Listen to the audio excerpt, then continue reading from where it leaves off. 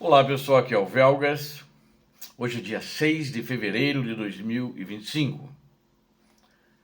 Zelensky anuncia baixas ucranianas, é um fato inédito. É a segunda vez que ele anunciou ontem, no dia 4 de fevereiro. A Ucrânia trocou ontem também 150 prisioneiros com a Rússia. E quero falar também que a Rússia está ficando sem tanques de guerra. Quero convidá-los, inscrevam-se no canal, caprichem no like, compartilhem com as suas redes sociais e façam os seus comentários. Eu conto com vocês. Conto com vocês porque aqui você não vai ver fake news. Aqui somente a verdade. Muito obrigado. Segundo o presidente Volodymyr Zelensky, a Ucrânia perdeu 45.100 soldados, ele chamou de campo de batalha, né?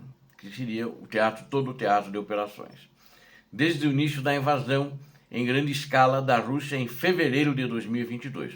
Então, apenas nessa segunda fase.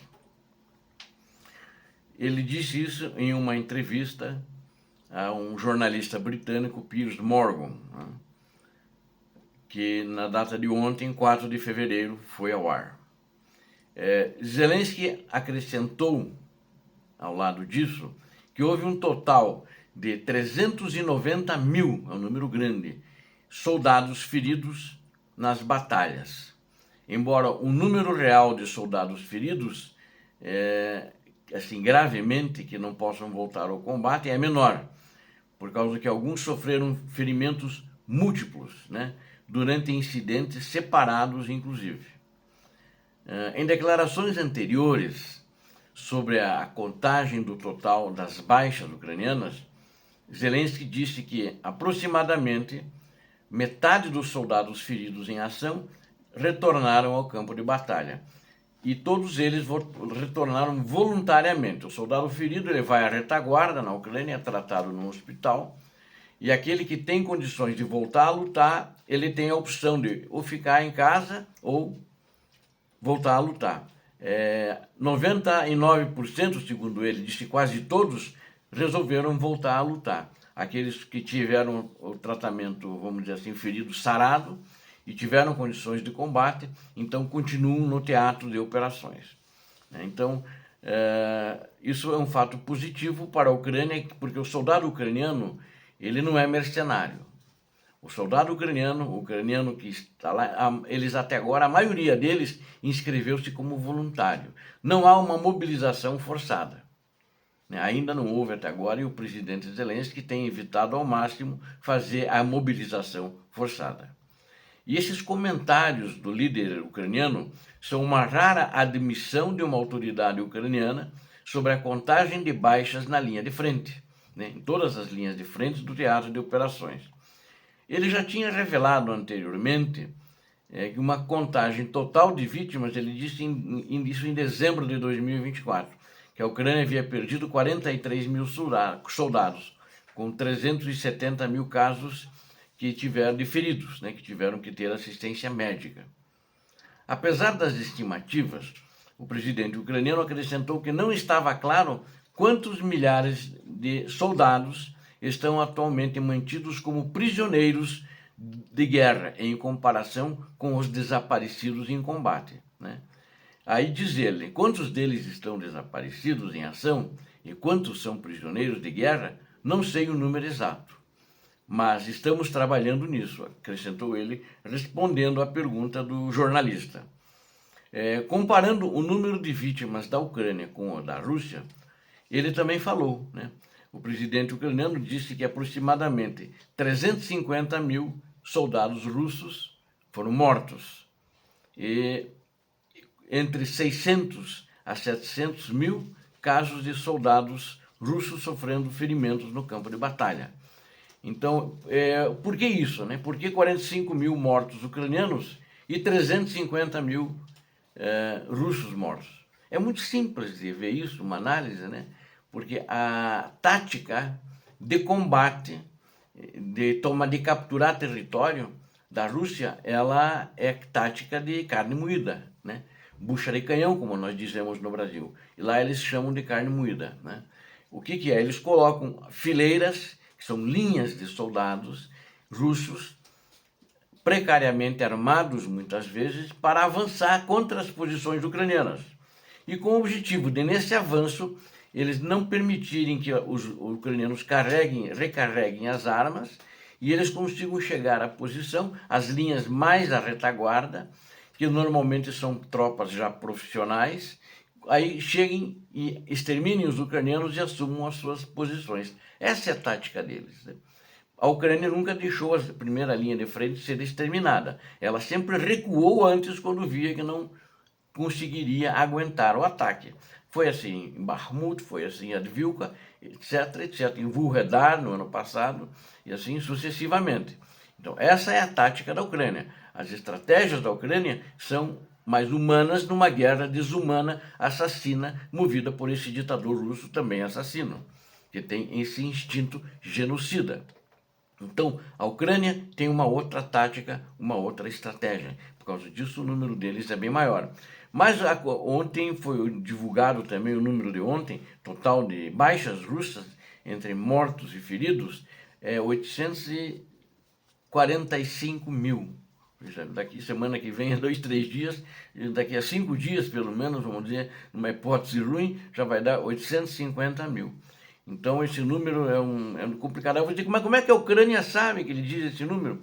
Porque os russos não pegam os seus mortos no campo de batalha. E nunca pegaram. Eles pegavam aqueles mais à retaguarda, aqueles feridos que conseguiam fugir junto com as tropas, eram ajudados por seus companheiros.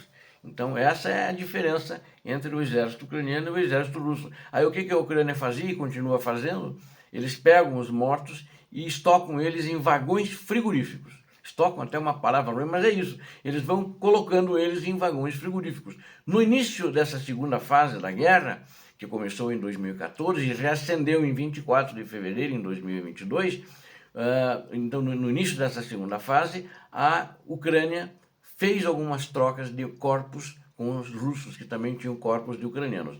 Agora os russos não querem mais trocar corpos, por razões óbvias que eles não querem pagar as viúvas e as mães. E aí eles estão dizendo que os soldados desertaram, então não têm direito, viraram criminosos e estão sendo procurados pela polícia russa e não estão sendo procurados.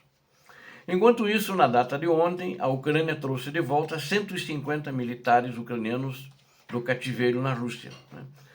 Também foi anunciado ontem, pelo meu horário, meu fuso horário aqui é complicado. Então, na verdade, a notícia de ontem é do dia 4 e a notícia anterior é do dia 4 e a notícia que eu vou dar agora é do dia 5 de ontem, né? Então foi feita uma troca de prisioneiros, 150 prisioneiros foram trocados com a Rússia, 150 foram para a Rússia e 150 voltaram para casa na Ucrânia, né? Os prisioneiros foram libertados, eles incluíam membros da Marinha Ucraniana, da Força Aérea, das tropas de paraquedistas, né, aerotransportadas, da Guarda Nacional e da Guarda de Fronteiras da Ucrânia, e também do Exército Ucraniano, claro, né, de acordo com as informações que o presidente falou isso, anunciou num balanço que ele faz diariamente à noite sobre a situação no teatro de operações. Alguns prisioneiros foram mantidos em cativeiro por mais de 2 anos, aquele pessoal ali, né? Eles tinham soldados liberados, inclusive feridos em estado grave, que não tinham recebido tratamento na Rússia.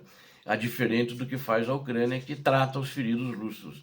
Eles terão, inclusive, uma longa reabilitação e recuperação pela frente, de acordo com o ministro do Interior, senhor Klimenko, ministro ucraniano. Ao mesmo tempo, a Rússia anunciou também, confirmou que retornaram para a Rússia 150 russos na troca que aconteceu agora ontem, né? E em 2024, 1.358 ucranianos foram libertados em troca de prisioneiros, né? Totalizando até agora 3.956 ucranianos que retornaram do cativeiro russo, né? Então essa é a situação hoje da questão dos prisioneiros e tem muitos mais prisioneiros e não se sabe exatamente quantos deles estão nas mãos dos russos, né? A Rússia está ficando sem tanques de guerra. Os icônicos ataques de tanques russos, né, massivos no estilo da Segunda Guerra Mundial, hoje são uma história, né? Analistas têm dito que a Rússia está perdendo tanques muito mais rápido do que consegue construir, e que os estoques de reposição já não existem mais, né? Não estão nem escassos, não existem mais. Isso foi obtido, inclusive, os russos estão pegando os tanques danificados que eles podem ficar, que não ficam do lado da Ucrânia, e estão levando para uma base central de reparo. E analistas, né, pesquisadores, estão olhando que eles estão canibalizando esses tanques de guerra para poder fazer os melhores voltarem para o teatro de operações, né? Então existe uma quantidade muito grande de sucata que é canibalizada para isso. O exército russo não está conseguindo, ou melhor, a Rússia, né, que o exército não produz, são as indústrias, a indústria russa não está conseguindo produzir na velocidade que é necessária. E por causa disso, o exército russo não está fazendo grandes ataques blindados. E há fortes evidências que isso ocorre porque eles estão perdendo tanques muito mais rápido do que conseguem substituí-los, né? Então são fatos e eles estão pagando caro por isso. O último ataque substancial de tanques russos, com cerca de 40 veículos blindados, ocorreu no início de abril de 2024, no setor de Advilka, né? Quando eles tomaram Advilka, e sendo que a maioria desses tanques também tinha sido destruída. Os russos esqueceram que de drones, quando eles começaram a guerra, eles não imaginavam que a Ucrânia conseguiria fazer frente aos tanques deles com drones, né? E inclusive em Pokrovsk, o foco dos ataques russos por meses, já que a Rússia, o ditador russo se concentrou em Pokrovsk, na região de Donetsk, os tanques russos são quase invisíveis, com a infantaria russa atacando somente a pé ou em veículos leves, tipo em veículos civis, né, sem blindagem nenhuma, atacando até em motocicletas. Então esse é um fato. Faltam tanques em todos os locais da frente de combate da Rússia, que está tendo o seu exército gradativamente dilapidado e destruído. Não quer dizer que eles perderam a força, porque eles continuam atacando Pokrovsk e outras regiões da Ucrânia, mas principalmente Pokrovsk. E por causa disso, em Kursk também, às vezes eu relato tanques, mas são colunas pequenas, de 4, 5, 6 veículos, né? Não existem grandes colunas de tanques, porque de fato eles não têm. Perderam a capacidade de produção, inclusive com a indústria sendo bombardeada e destruída. Obrigado a vocês que assistiram esse vídeo, eu conto com vocês, inscrevam-se no canal, deem um like, compartilhem com as suas redes sociais, façam seus comentários.